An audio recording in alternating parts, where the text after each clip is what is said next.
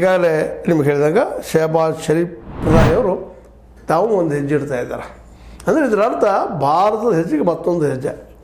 ಅವರು ಭಯೋತ್ಪಾದಕರಲ್ಲ, ದೇಶಾಭಿಮಾನಿಗಳು, ಕಾಶ್ಮೀರಿಗಳು, ಅವ್ರಿಗೆ ಸ್ವಂತ ನೆಲ ಬೇಕಾಗಿದೆ, ಅದನ್ನು ಭಾರತೀಯರು ಕಸ್ಕೊಂಡಿದ್ದಾರೆ ಅಂತ ಅವ್ರು ವಾದ ಮಾಡ್ತಾಯಿದ್ದಾರೆ. ಅದನ್ನು ಜಗಮಂದು ಹೇಳ್ತಾ ಇದನ್ನು ಕಾಶ್ಮೀರನ ವಿಶ್ವ ಮಟ್ಟದಲ್ಲಿ ಚರ್ಚೆ ಆಗಲಿ, ಅಂತಾರಾಷ್ಟ್ರೀಯ ಮಟ್ಟದಲ್ಲಿ ಚರ್ಚೆ ಆಗಲಿ, ದ್ವಿಪಕ್ಷೀಯ ಬೇಡ ಅನ್ನೋಂಗೆ ಇವರು ವಾದ ಮಾಡ್ತಾರೆ.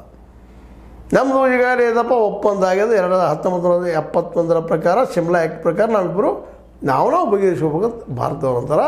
ಆದರೆ ಅದನ್ನ ಏನಾದರೂ ಮಾಡಿ ಅಂತಾರಾಷ್ಟ್ರೀಯಕರಣ ಮಾಡಬೇಕು ಅನ್ನೋಂಥದ್ದು ಪಾಕಿಸ್ತಾನದ ಮತ್ತು ಇವತ್ತಿನ ಅಮೇರಿಕೆಯ ಜೊತೆಗೆ ಚೈನಾದ, ಅದ್ರ ಜೊತೆಗೆ ರಷ್ಯಾನು ಕೂಡ ಅವ್ರ ಜೊತೆ ವಾಲುವಂಕ ಅಂತ ಇದೆ. ಇವರೆಲ್ಲ ಕುಡ್ಕೊಂಡು ಇದನ್ನು ಅಂತಾರಾಷ್ಟ್ರೀಯ ಮಟ್ಟಕ್ಕೆ ಹೋದ ಅದನ್ನು ಒಂದು ವ್ಯಾಪಾರ ಕೇಂದ್ರ ಮಾಡ್ತೀವಿ ಅಂದರೆ ಇದರ ಅರ್ಥ ಏನಪ್ಪ ಅಂದ್ರೆ ಎರಡೂ ಕಾಶ್ಮೀರಗಳನ್ನು ಕೂಡಿಸ್ಕೊಂಡು POK ಮತ್ತು ಭಾರತದ ಕೂಡಿಸಿ ಅದನ್ನು ಈ ಎರಡೂ ರಾಷ್ಟ್ರಗಳಿಗೆ ಇಲ್ಲಪ್ಪ ಅನ್ನುವಂಗೆ ಮಾಡಿ ವ್ಯಾಪಾರ ಮಾಡಿಸುವಂಥ ಒಂದು ಪ್ಲ್ಯಾನ್ ಅವ್ರು ಮಾಡ್ತಾಯಿದ್ದಾರೆ. ಎಲ್ಲ ಅದು ಪಾಕ್ ಅಂಡರ್ದಲ್ಲಿ ಉಳಿಬೇಕು ಅನ್ನೋಂಥ ಪ್ಲ್ಯಾನ್ ಮಾಡ್ತಾಯಿದ್ದಾರೆ. ಈ ನೆಲೆಯಲ್ಲೇ ನಿಯೋಗವನ್ನು ಕಳಿಸ್ತಾ ಇದ್ದಾರೆ. ಈಗ ನಾವಂತೂ ಇಲ್ಲಪ್ಪ, ನಾವು POK ಬಗ್ಗೆ ಅಷ್ಟೇ ಮಾತನಾಗಿಲ್ಲ. ಇವ್ರು ಹೇಳ್ತಾಯಿದ್ರೆ ಇಲ್ಲ, ಈ ಕಾಶ್ಮೀರ ನೀವು ಆಕ್ಯುಪೈ ಮಾಡಿದ್ರಿ, ನಮಗೆ ಕೊಡೋದು ಅವ್ರು ವಾದ ಮಾಡ್ತಾಯಿದ್ದಾರೆ.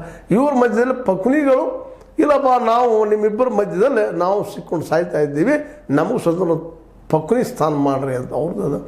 ಅದೇ ಕಾಲಕ್ಕೆ ಖಲಿಸ್ತಾನಿಗಳು ಅಂದರೆ ಪಂಜಾಬಿಗಳು, ನಮ್ಮದು ಪಂಜಾಬ್ ಏನಿದೆ ಪಾಕಿಸ್ತಾನದ ಪಂಜಾಬ ಮತ್ತು